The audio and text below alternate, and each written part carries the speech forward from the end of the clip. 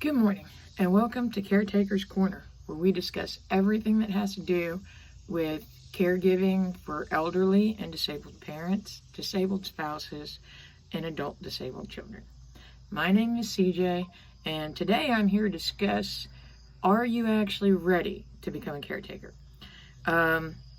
Sometimes we're thrown into it, we have no choice. Emergencies happen, and you have to step up and do what needs to be done.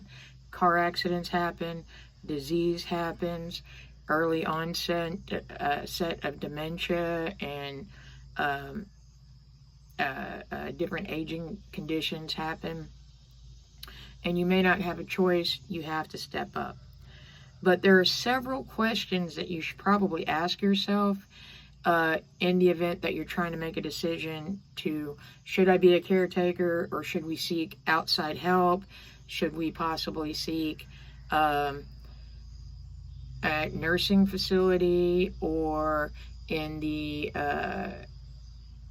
situation of an adult child, they have living homes where they can live as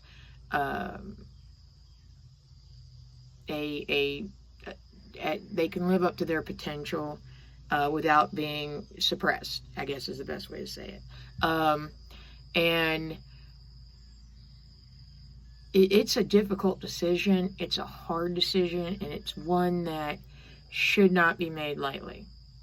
It's one you should put a lot of thought into, because in all honesty, it doesn't matter how the decision goes, you can cause a lot of damage if you make the wrong decision. It can cause a lot of internal turmoil for yourself, for the person that needs the care, as well as for family situations. I mean, it can make family situations really bad. I know I've seen a lot of families torn apart over who's going to take care of this parent or that parent, and who's going to help, and who's going to fund it, and who's going to answer this question, And it's stuff that, especially if it's parental units, you should be able to, if there's multiple children, separate out all of that. So the first question I have here is, can you even be a caretaker? Do you have ability to provide for the emotional, physical, and mental needs of the person that you need to take care of? Can you personally handle the emotional, physical, and mental needs for yourself? It is physically draining, especially when you're dealing with parents and disabled spouses. They have a lot of issues where, hey, I used to be able to do this and now I can't. For instance, Barbara used to be able to cook, and she's a good cook. And then one day we caught her standing in front of the stove waiting for some water to boil. I said, honey, how long you been there? She goes, I've been here about 20 minutes. I said, well, that's because the stove's not on, darling. That's why it's not boiling. So we don't let her cook anymore. She's got to have somebody to be there with her. She can cook when she's filling up to it, but she has to have somebody there watching her. So you got to know, do you have the ability to handle the mental strain that it's going to put on you, but also the mental strain that it's going to put on the person you're taking care of? You got to remember, especially if it's a parent, you're taking over. It seems as if you guys are taking reverse roles. So now you're having to tell them what to do over and over, whereas they used to be the one to tell you what to do. And that's a big stab to everything that they have built their value around and their view of themselves. It's part of their self-identity, and you're just taking it away.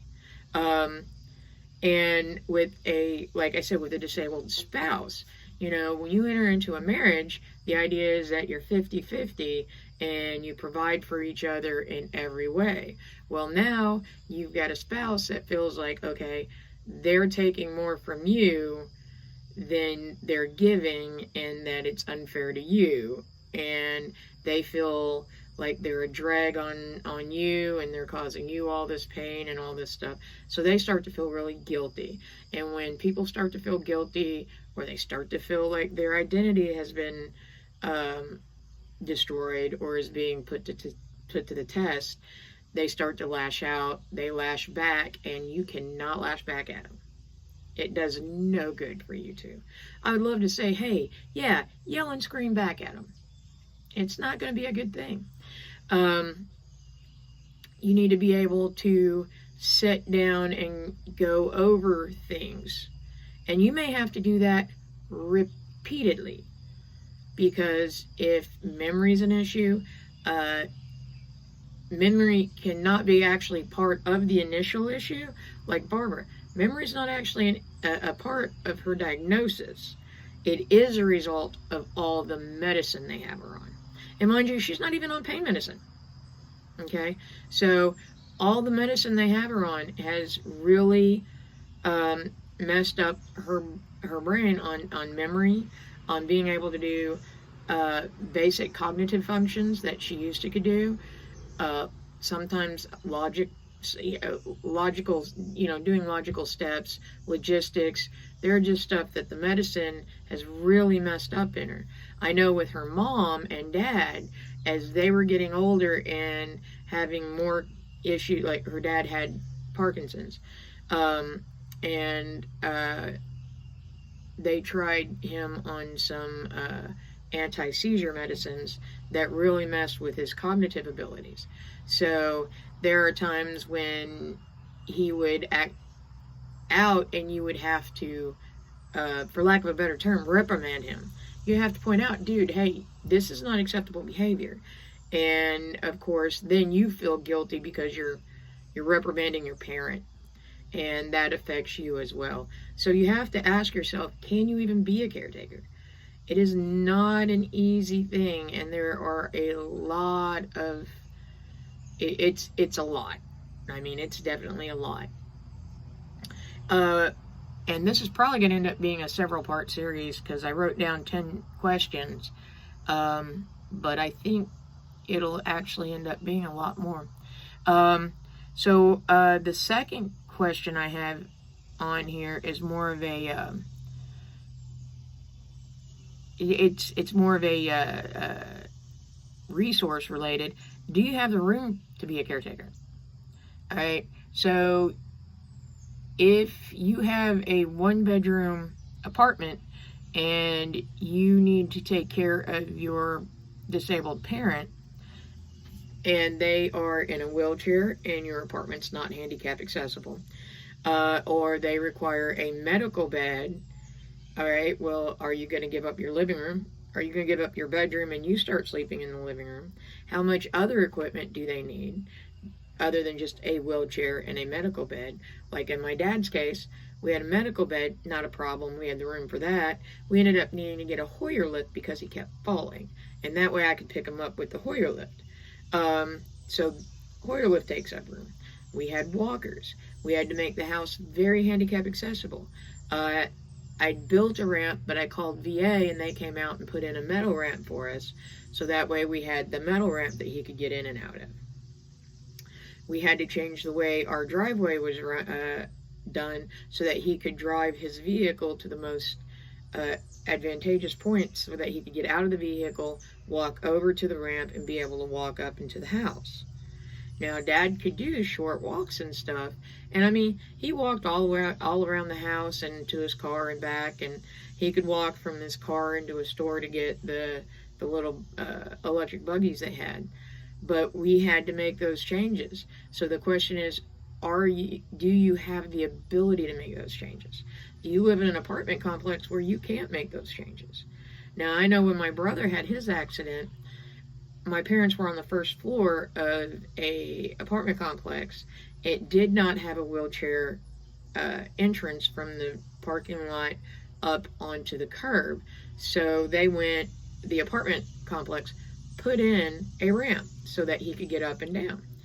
And that they may be able to do.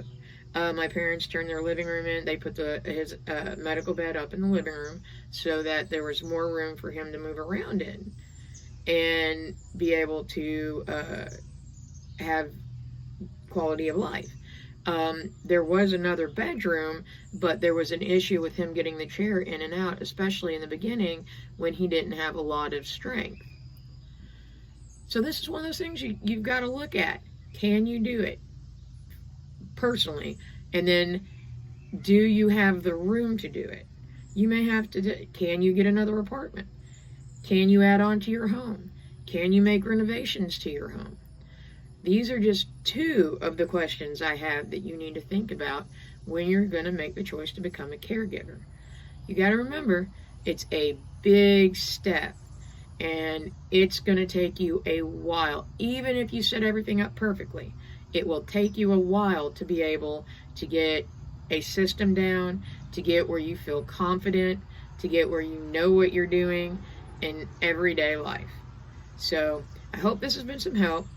If it has, be sure to like, subscribe, and share so that we can get this information out to everybody that needs it.